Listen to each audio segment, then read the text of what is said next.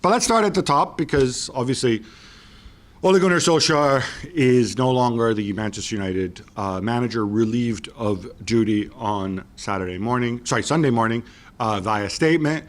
Mark, I don't think for people who care about Manchester United, for people who care about competent people being given big jobs and showing that they belong, I don't think anybody can be sad that he's gone.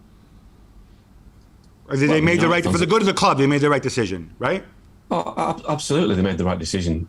Maybe at least 4 weeks too late, but maybe 2.5 years too late. I don't think Ole was. But right now, they made the right decision, right? And you're not going to dispute that. So we got that out of the way. I just want to make sure we're not going to have a debate that they should have given Ole more time because Fergie got 5 years. Okay, let's move on to the next thing. So less time for sure. Mark, I just want to understand what's going to happen next is Michael Carrick has been appointed as a caretaker manager. He will be in the dugout when they play Villarreal on Tuesday night in the Champions League, which is a pretty big game given the way that group is shaping up. Yeah. And then they're going to appoint an interim manager until the end of the season, and then they're going to go for the guy they really want. Now, the logic behind this is that the really, really big names are not available right now, or it would be too difficult even if you show up with £100 million and try to get Pep Guardiola from City or Nagelsmann for buying, even these fanciful things. Not going to happen. So therefore, just have somebody, safe pair of hands, see out the season, qualify for the Champions League if you can, and then get the guy you want. Give yourself time to get the guy you want. You guys, we're talking off air, you guys seem to think this is a bad idea. Why? It's just your own negativity. Well, that process you just described is exactly what happened last time when Ole Gunnar Solskjaer came in, that they would keep an interim guy in charge until the end of the season to get a proper manager, which didn't actually turn out to be what happened. Now, I wouldn't be surprised if Michael Carrick, ends up being the interim manager until the end of the season, because if he gets a couple of decent results, it'll suddenly kind of take the heat out of trying to find an interim manager, because who's going to want to take the job for 6 months at Man United knowing that you're not going to get the job? It's just a stupid scenario. Just find an interim manager. They had 4 weeks to do it after the Liverpool defeat. They can't find an interim. So it tells you that the club doesn't know what to do or where to turn. Okay, well, so it's not an ideal sorry, scenario. Mark, if I jump in there. So if Carrick comes in and does well enough through the end of the season, I mean, when you mentioned the Solskjaer analogy, Jules, what went wrong was they all got so excited about Paris, which we're going to get into this later because I think it's absolutely grotesque to think of that as a high point. They ended up giving Solskjaer the job and then extending his contract and $7.5 million and whatever else. Just stick with the plan. If Carrick does well and Carrick can carry on till the end of the season, that's fine. But don't lose sight of who you are. Don't lose sight of the fact that while Michael Carrick is a wonderful guy and may one day be a great manager, you've tried this thing. Now go and do something different. Go and get the guy you want. Right? That's the logic. I've got a big issue with the whole caretaker interim thing. This is Manchester United we're talking about. This is one of the biggest clubs in the world. You can do caretaker, but then you should go and get whoever you want. You're that big. How are you going to do that during the season? But it doesn't matter. Okay, what if in the summer you don't get the guys you want? What, you keep your caretaker interim manager for a bit longer and say to him, you know what, we keep you until Christmas, and maybe at Christmas we can get the guy we want. Come on, man. That reminds me of those people who are Tell me what happens if they don't get the guys they want in the summer. Then they go to their second choice, or they go to their third choice. They're still going to be better than Michael Carrick long term. But they can get surely one first choice, second choice, third choice, fourth choice now. Why would you have to wait for the summer? I don't think you can get a first choice now, because if somebody's a first choice top drawer manager, they're most likely employed right now. But if Pochettino wants to come, he wants to come now. Why would he wait the summer? Okay, so that brings us that you brought up Pochettino. It's being reported in every outlet, and I'm going to give away a trade secret now, that when every single outlet has a story with unnamed sources, it's the same person, possibly somebody working for Pochettino, picking up the phone and saying like, yeah, Poch would be happy to come. I don't understand this, because Pochettino is managing Messi, Neymar, and Mbappe right now, and he has a legitimate shot at winning the Champions League, more so than he would have at United. But hey, I'm not Pochettino. Mark, what do we think of this? Is this something they should be taking seriously? Yeah, well, listen, I agree that Man United are supposedly the biggest club in the world. They self-styled biggest club in the world, so prove it. Maurizio Pochettino will require a compensation package in the summer, as he does now. Nothing will change in the summer. Yes, there'll be no games and there'll be no competitive action, but they'll still have to pay for him next summer as they do now. So, I'm not even sure that's true, actually, what you're saying. I'm sorry, Jules, maybe you know more about this. But with these compensation packages and the compensation that happens is you still have to negotiate with the club. And if I'm Paris Saint-Germain, losing my manager mid-season is going to be a darn sight more expensive than at the end of the summer. So let's just say, it's the same. But it's not the same. No, but there's still a fee to pay. Yeah. Which is why you do it now in the summer. I'm It's going sorry. to be free next summer. I'm sorry, but you're talking about going to one of the richest, biggest spending clubs in the world, right? And negotiating with them in mid-season when they have no incentive. They can make you pay through the nose. You have a public negotiation for Pochettino, and you know that it would be extremely public because it's already been made public by Pochettino's people. Well, this to me seems like not a great idea, but hey, maybe I'm in the minority here. This is a really good conversation debate. Aston Villa. Thank you. Aston Villa wanted a manager that was already in the job. Yeah, they could have said, okay, we're gonna have John. What's the random name that you say in English, like for like a random English Joe guy? Bloggs. Yeah, we're gonna have Joe Bloggs as an interim coach now until the end of the season, and then in the end of the season we're gonna get Steven Gerrard from Rangers. Right? It could have, yeah. That's why you were saying about Poch, but Gerrard. No, but that's what you said. You said that's what United should do. Joe Bloggs until the end of the season and then get the manager that we want, like Pochettino. Because Rangers, so basically, I think because most people would agree that Steven Gerrard is a really, really good solution for Aston Villa. Yeah.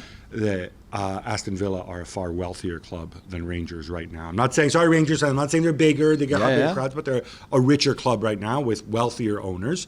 And they have to avoid relegation. Okay. So there was an absolute imperative there for them to go and get the best possible guy that they could get now. Stop there. Manchester United are a bigger club than PSG in terms of just in terms of revenue. I'm not saying that the owners are wealthier or not, but they have more revenue. They have more money than PSG. Yes. They're in a situation where they can miss out on top four, so they need the right manager to help them reach top four. Mm-hmm. So similar that Aston Villa avoid relegation. Aston Villa are richer than Rangers. Rangers are the manager who wanted to leave to go to Aston Villa because he also felt that he was the right fit for Aston Villa. PSG have a manager in Mauricio Pochettino who feels he's the right fit for United and who wants to go to United. So what's the difference between Aston Villa going to get Steven Gerrard to Rangers and pay £3 million and United going and get Mauricio Pochettino from PSG and pay £30 million? There's no difference. This is what clubs do when they change manager halfway through the season. Okay, so I'll answer that question, which I think is relevant. So, yes, United do have a higher revenue than Paris Saint-Germain, but the difference in resources between United and Paris Saint-Germain is nowhere near the difference of resources between Villa and Rangers. But that's why you pay 13 instead of 3. That's fine. Yeah. But so other than that, it's exactly the same process. No, because Paris Saint-Germain just signed Lionel Messi. There's a question of pride. They can hold. Paris Saint-Germain could ask you, like, all right, pay us $1 billion then. Glazers, send us Avram here to work in the kitchen for a year. Have a manager who can go and see them and say, you know what, I want to leave this club to go to United. It's fine. That's so fine. You don't ask for $1 billion when your manager wants to go. Let's wait for him. No. But I'm just saying to you. Let's see if he actually does that. It's the same. Secondly, the same process. Villa not finishing top four. Villa getting relegated would be far more disastrous to them. You know what I mean? Now you're playing on words. No, because I'm right. You know I'm right. It's exactly the same process, Gab. Exactly the same way. I don't. I see the situation differently. But let's talk about Pochettino specifically, Mark. I'm a Poch head. I'm a big Pochettino fan. I know that the wheels came off at the end at Spurs. I don't think it was necessarily his fault, but I look at what he achieved before with limited resources, coaching, playing great football, and whatever else. How does he project at United? And B, did they ever seriously look at him before? Yeah, when Mourinho was sacked in 2018, he was the guy they wanted, and the plan was to push to get Pochettino at the time, but the Ole Gunnar Solskjaer thing happened, and they allowed themselves to fall into that trap. But United have pursued him a long time. Ed Woodward, and this is another problem, by the way. Ed Woodward is the outgoing chief executive, might be gone before they actually appoint a manager. So we've got a situation there whereby the new chief exec might want somebody else. But United have had a long-term desire to get Pochettino. They like the fact that he gives young players a chance. He's a coach that makes players better. He works within a modern football system of director of football, technical director, etc. So he ticks all the boxes. But it depends on having the audacity, ambition, whatever you want to call it, the boldness to go to PSG and offer to pay for their manager. And you both have valid points on this, in the sense that, yes, Man United can go and get him, but equally PSG don't need to sell, and they're a big, strong, powerful club. But it's the Premier League. The Premier League has a big sway over certainly over Ligue 1. we don't know whether Poch has got some sort of release clause in his contract which allows him to speak to an English club. You know, his family's still back in London, so maybe there's something there. We don't know, but yes, he ticks all the boxes for United. But this will ultimately fall down, I believe, on the fact that United don't have a credible structure in place of people to get the deal done. We talk about Aston Villa and Gerrard. You know, they've got people like Christian Perslow who's worked in the game before. Oh, the Fernando Torres of football finance, that guy. Yeah, but still, he's got experience of working in the game. Right. The United guys. And Woodward's been in the job for 8 years. I mean, but they just make mistake after mistake. Okay. The thing about Ed Woodward is he doesn't know what he doesn't know, and that is the problem, in the sense that he thinks he has all the answers and he doesn't. All right. You make a good point about the structure, and I think this is one thing that, you know, when people review Solskjaer, and we'll get to Solskjaer in a second, you know, it's not just him, it's the players. There was that very poignant scene at the end when Solskjaer goes over to thank the fans. He gets some boos, and Bruno Fernandes flips out and says, no, point at us, boo us, boo us. I thought that was a bit fugazi myself. Yeah, of course. But whatever. I mean, it could have been that game, based on the way he played in that game. Fernandes could have just been pointing at himself the whole time. But I don't. This is what I don't understand, and you touched upon it there, right? Remember all those stories? There's going to be an emergency board meeting. You and I were texting, Mark, and we said, well, I think you said, like, yeah, the board meeting is basically Ed getting on the phone with Joe Glazer. Well, with just one Glazer. Yeah. I mean, what the hell's Avram going to do, right? So right now you have a situation where you have Joe Glazer, who, let's face it, nobody likes, and you have Ed Woodward, who's leaving, and whose track record isn't tremendous. But you also have Matt Judge, who is clearly the contracts guy. Yeah, not very good chief negotiator. Arnold. I mean, I'm not even sure what Arnold really does, but clearly is inefficient. But this is what I wonder about the decision-making process. So in a normal club, in a normal situation, rather than linking Darren Fletcher to the job, which I thought was one of the dumbest things I've ever heard. I hope that was never seriously, not because Darren Fletcher's a bad guy, even though he has no coaching experience. You're grooming him to be your director of football, right? You're grooming him for this technical role. Why lump him in with these other things? I saw him on the pitch before the derby. He was there, like a warm up with all the players and stuff. It looked like he was part of the technical staff more than anything. Okay, so do you have any insight? Who will be making the decision? Because I think Fletcher, if you're going to put him in that role, Fletcher should be a big part of the decision making, because in a normal structure, that is who does it, right? John Murtaugh as well. And your buddy John Murtaugh as well, I guess. But those people should be talking, and frankly, maybe Ed Woodward should be consulted, but also he's not going to be there to pick up the pieces because he's leaving. Yeah. Is that how it's going to work? It's a shambles. That is a very, very small power base at Man United. Ed Woodward has been the gatekeeper to the Glazers forever, basically. And when he goes, it'll be Richard Arnold, who is, you know, as close to Ed Woodward as Ed Woodward is to the Glazers. That they've got a very tight relationship, as we've discussed in the past, Gab, that their association predates Man United, the banking industry, and goes back to the University of Bristol. So they're very close. Yeah. But that is it. It's a very, very small decision-making team. It'll be Joe Glazer advised by Ed Woodward or Richard Arnold, and that'll be it. Now, so Fletcher's not going to be involved in the decision. What is the point of having these people around? But the thing is, Gab, it's Darren Fletcher's first job in football. He's been doing it for 6 months. Now, let's be honest, Darren Fletcher may have an opinion, but it's wrong of the club to appoint somebody in that role in his first job. It's such a big decision to make at such a big club. I fear that John Murtaugh and Darren Fletcher will be asked to go out and identify people, but they'll ultimately be ignored because all Man United do is go for the biggest name, the most eye-catching commercial sign they can make, and all the work that goes on behind the scenes is kind of thrown into the bin because they're not a big enough name. If John Murtaugh and Darren Fletcher suggest Graham Potter for the Man United job, do you think he's going to get the job, or will they go for Pochettino or Zidane because the bigger names? That's the danger. Well, what's interesting with the big name thing, though, to be fair to this, you say that, Mark, but being Mr. Contrarian, Jules, I would point out Solskjaer, not a big name. Louis van Gaal at the time, frankly, because remember they appointed him, you know, it's not like all of a sudden you're getting, Mourinho obviously was bling, and a big name. Moyes definitely not, right? So I don't want to sit here and stick up for Ed Woodward, but I don't know that that's necessarily fair that they always just go for the biggest name. Well, Gab, let me just go back on those, right? So Solskjaer was basically, a publicity stunt is probably too much, but it was a move to appease the fans and just to buy themselves some time. Ole used to play for the club. Everyone loves Ole. Bring Ole in. Mourinho was a reactive move because Pep Guardiola had taken a job at City and they needed somebody to match that, so they went for Mourinho. 2 jobs too late, basically. Louis van Gaal had been out of football for 4 years, club football for 4 years. That was a stupid move because they tried to get Klopp, promised him the Disneyland of football, he rejected it. They missed out on Simeone. So they make bad appointments. They haven't made a good appointment since Fergie in 1986, and that was a different board. Even that, the beginning looked like the wrong choice. Even that, at the beginning looked not like the right call. I was just pointing out they don't necessarily go for the big names. Maybe we might, if it's not Pochettino, it could be somebody left field. Jules, what do you think of Poch as a solution? Would he do better with this group of players? Well, than Solskjaer probably. But I've been seeing him now in Paris for almost a year, let's say. There's still part of me who wonders if he can be a super big club guy, because at Spurs it worked in a very special environment at the time where there was no pressure, certainly, apart from trying to finish top 4, but not more than that. To going to in a dressing room where there was no egos, where everybody was basically listening to every single word to the comma that he was saying.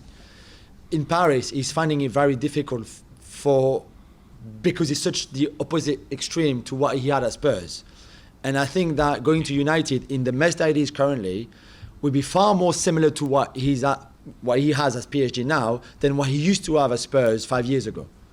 And I just don't know how well can he respond to that. Okay, maybe being back to England, feeling that everybody really wants him there, trust him, not having a sporting director like Leonardo where it's not always the best of relationship, and maybe won't find it difficult with the United dressing room. But it could also be very similar to what he has in Paris, where he struggles to put his ideas in place. He struggles with the winning mentality of you have to win everything because you are Manchester United. 5th place or 6th place is not enough, like he was maybe at a time at Spurs. You have to go and win things if you are United and they pay compensation for you and you've got a wage bill of 400 million euros and you have the history and legacy of the club. So I still have a few question marks, but I think he's a great guy, great coach. He will certainly take this club in the right direction. But how many years will it take him to build what he wants to build at United? I just don't think you have time at PSG or at United like you have time at Spurs. No, maybe not like Spurs, but I mean, Solskjaer got 3 years, so without ever really looking good. But Solskjaer got 3 years because of his past as a player there, which Poch doesn't have. Well, maybe Poch will if they do have to pay 30 million. That's reason enough. Augie, there's a familiar thing we've all seen. We've all been in this job for a long time. Manager departs, gets sacked, whatever. Clubs start filtering out information about why the decision was inevitable on the one hand, while also going out of their way to thank him and say we're still great friends. Now we're going to get to the Solskjaer exit interview, if that's what you want to call it, in a minute. But first, unsurprisingly, this morning, our website, Rob Dawson, had a very good piece like that, with information coming from the clubs explaining why it had to go. Anything you read in there that surprised you? What do you think was most significant about where Solskjaer went wrong? Well, we all know where Solskjaer went wrong. He just wasn't strong enough. Sorry, let me change that. Not what we know, but what the club has fed to the media, because that's what's been going on the last 24 hours. Yeah, all right? the little story. We all know this, yeah? This is this is what happens. Well, it all comes out now and not before. It's not like it all changed all of a sudden. The reality is that it's almost been a sense of apologetically we were bounced into this because they didn't want to sack him. So there's not been an array of reasons for letting him go. They really didn't want to sack him. They were desperate for him to turn it around after the Liverpool game. So hoping against hope that he could do it. So there hasn't been the usual character assassination, that you usually get from people saying that, oh, he did this, the place hated this, the place hated that. There hasn't been any of that, really. It's been more a case of ridiculously what a good guy he was and what a nice guy he was. This has been a strange sacking in that sense because, from the players' camps and people like that's where you get the kind of the reality of it. But from the club's perspective, it's not been a taking down of the manager. It's been bizarre, actually. The whole softness and the kind of the modelling approach to it all, that Ollie's a great guy and all. It's so sad it didn't work for him. That's been the tone, not a sense of he made the players train too hard and they didn't like him. It's been very odd, really odd. But they also, the players didn't like the fact that he was hardly taking training and let him Carrick and McKenna taking training. But Cloughy never took training, Yeah, right? like- There's an old tradition in England of the manager not taking training sessions, which is kind of pathetic. So I think there was a lot as well from the players within the dressing room. Yeah. And you and I know some of the players who were not happy with the lack of leadership. And I know I always go back to this, but I just find it incredible that during the matches, he used to go and sit next to Carrick and say, okay, why are we doing that? And you could see them on your screen or in the stadium, when we were in the stadium, or on TV, him talking to Carrick, then going to Phil and, okay, what do we do now? Going to McKenna, okay, what do we do now? Because there was no leadership. He was not leading by example, as in terms of leadership. And it's the same at training. Tactically, I mean, it was abysmal, and I think the players very quickly realised that.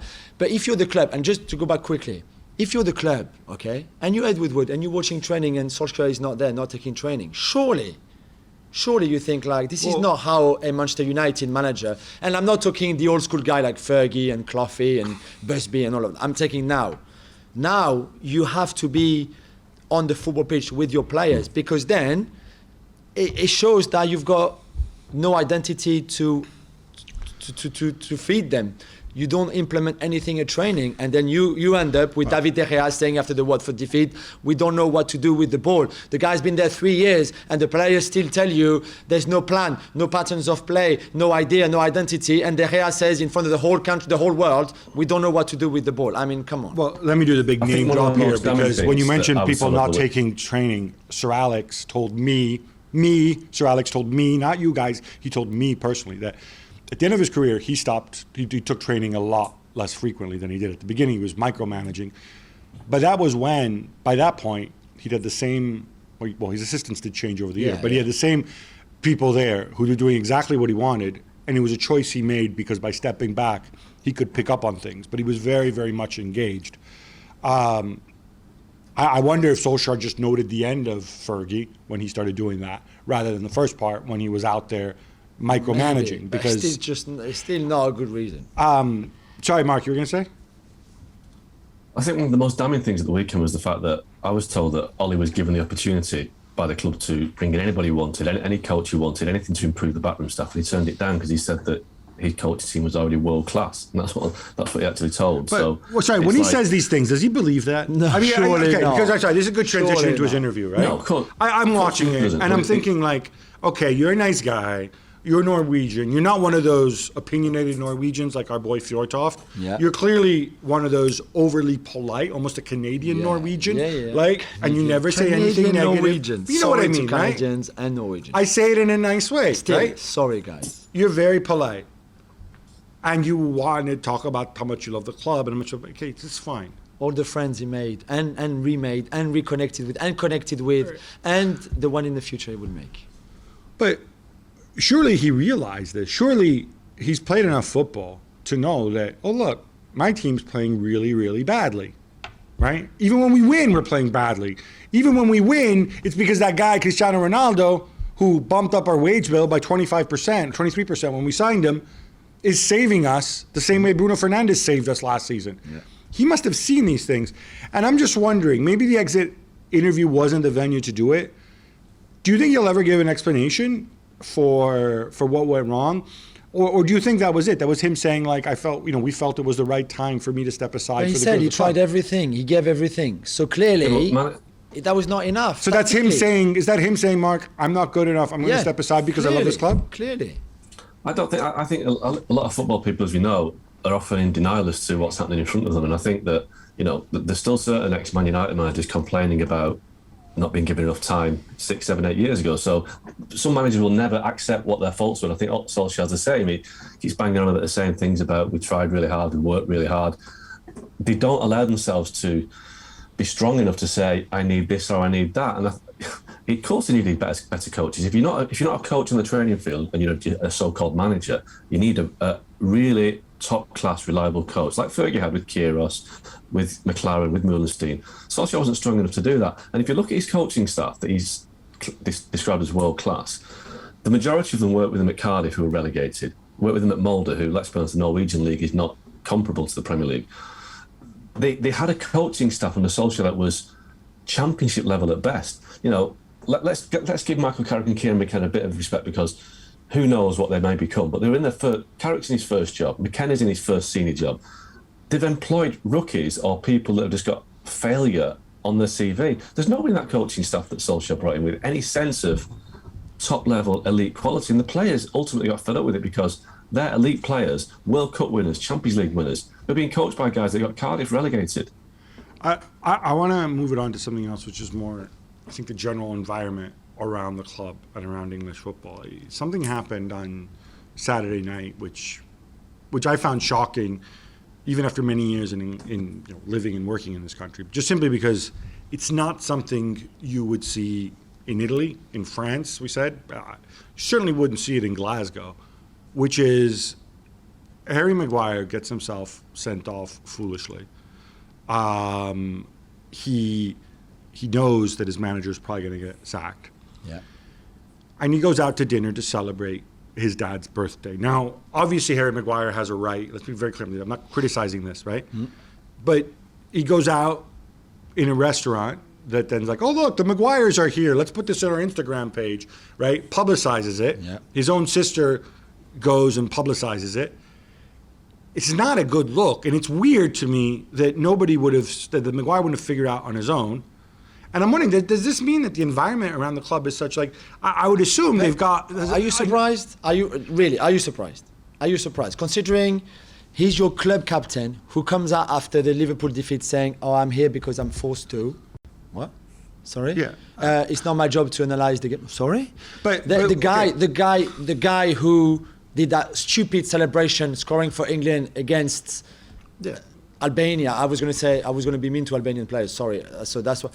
And after playing bad for like, I don't know how many weeks. The guy who went on holiday and ended up in prison, right? So are you really surprised? No. But this is what I'm talking about. I'm talking about the atmosphere around it. Because if I have somebody like that, right, who either because he's unaware or whatever, makes the kind of decision that makes for very, very poor optics, right? We don't see Cristiano Ronaldo, Lionel Messi out partying the cumbia after they've been humiliated and after his manager's about to get sacked and he got sent off, right? I don't believe I've ever seen that, right? And it's not just him. I don't think I've seen Frank Lampard do it. I don't think I've seen Steven Gerrard do it, right?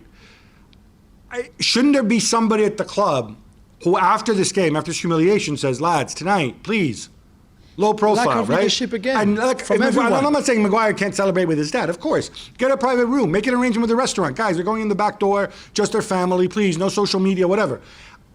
Somebody should be doing this. And does this speak to something larger about the club? That, leaving aside the football side, the PR side is managed completely ass backwards as well. Well, maybe they should have the social media monitoring team. Maybe tell them, obviously, because they'll know. Yeah, where's your friend Phil Lynch and Brown? Where's Lynchy? They've got a bespoke team that tells all these players what the social media things they're doing. So maybe the emphasis is on the wrong part. But listen, it needs common sense. And Jules is right. Some of the things that Maguire has done in the last month or so have been very odd. It lacks kind of expertise and lacks kind of common sense. You're right. I don't think you can complain about the guy going out for his father's birthday. But yeah. Tone it down, avoid public glare. Don't have pictures taken of people and say, look, I'm sorry, I can't do it today because I've had a really bad result. It doesn't look good. Just say that. Yeah. I'll send you a signed shirt a week later. It's not, but again, if Maguire's so focused on football rather than PR that he doesn't get it, I am shocked that the club doesn't have somebody telling telling Maguire, Harry, you represent the club. This is what you're going to do. He's like, oh, I hadn't thought of that. Fine, sure, I'll do it. He's not a bad guy, right? No. All right, final point on this, because, Augie, you and I were texting about this yesterday. And I think, obviously, United are a massive club. It's a very big club, blah, blah, blah. They keep telling they're the biggest club in the world. What I think is interesting is they're one of those big clubs, a little bit like Milan as well, who've really only had 2 periods of sustained success in their history. Now, those 2 periods were very long periods because they coincided with Matt Busby and Sir Alex Ferguson. But United have won 20 English titles. 18 of them were won by either Busby or Fergie. Every single European trophy they've won was won by either Busby or Fergie. The vast bulk of their FA Cup, they won some in the early 80s, but in general, I think it's more than half were won by Busby or Fergie. The 2 of them, of course, combined were there for about half a century. Yeah. But the other half a century was pretty freaking grim Yeah, for a club average, that size. Yeah. Is there anything to take away from that other than the fact that maybe you should put football first and get a great manager? And that should have been, rather than believing your own hype about the biggest this, the biggest that. Because some clubs have won steadily through the years almost by inertia. Others have not. United are one of those clubs that really have not. Yeah, I mean, I think other than maybe Real Madrid and perhaps Bayern Munich, clubs that absolutely dominate, that the clubs that are successful over the period of time have done it with a big personality at the helm, whether it's a manager or an owner. So, you look at United with Ferguson, Busby, Liverpool with Shankly, Chelsea with Abramovich, Milan with Berlusconi as the owner. I think in the absence of a strong personality, clubs do struggle. I think that I don't think you can say that United haven't been successful outside the Busby and Fergie years, because, like you say, it's half a century of the history. That's almost half of the history. So, but the other half, I'm sorry, but this is the thing. Sorry, Mark. Those 50 years, right? United were dominant, one of the greatest clubs ever. The other 50 years, they were barely Aston Villa in terms of actual success, especially and relative to their fan size. Pre-war. Sorry? You basically go back before the Second World War, because the last 70 years have been pretty much Ferguson and Busby with, a couple of other managers in between who won FA Cup. So, well, no, you're talking I'm about what, sure like 10 years between Busby and Ferguson, if not more, actually. I know Busby came back. And then you're talking about the last 7 years or 8 years post-Fergie. That's the reality of the club. I guess what I'm saying is success isn't something you're automatically entitled to. It's something you have to earn. And absolutely, I'm kind of surprised they don't look at, or I wonder if maybe it shouldn't be a theme that say like, what made us great before? Rather than crapping on about the United DNA and all this nonsense, what did it before is we had two guys that were super, super bright, and they were given time, of course, well, Busby less so, and they achieved incredible things, and they revolutionized the game in their own way. You can't find some the problem with that is that, and that is a kind of a question right at the heart of Man United. Do the Glazers and Ed Woodward want a personality at the club who's bigger than them? Does Ed Woodward want a bigger personality than him? Do you know what I mean? That is from nobody since Ed Woodward has taken charge of the club has been allowed to become a bigger personality. Even Mourinho was kind of kept in a box a little bit. They don't want a Fergie figure for whatever reason. They don't want somebody to control the club from top to bottom. As soon as Fergie left, it's telling us within an hour of Ferguson being announced that was leaving, they opened a Twitter account. They were so frightened of Ferguson, they wouldn't even have a Twitter account. But since he's left, the Glazers and Woodward have taken over. They don't want somebody else to come in, a Klopp, a Guardiola, a Ferguson, somebody who will dominate the club from top to bottom. And that's what they need. They need a football man to dominate from top to bottom. Until that happens, until the money men are in control of everything, nothing will change. Well, thank you very much for watching ESPN on YouTube. For more sports highlights and analysis, be sure to download the ESPN app. And for live streaming, premium content, and let's not forget as well, ESPN FC 7 days a week. Subscribe to ESPN Plus.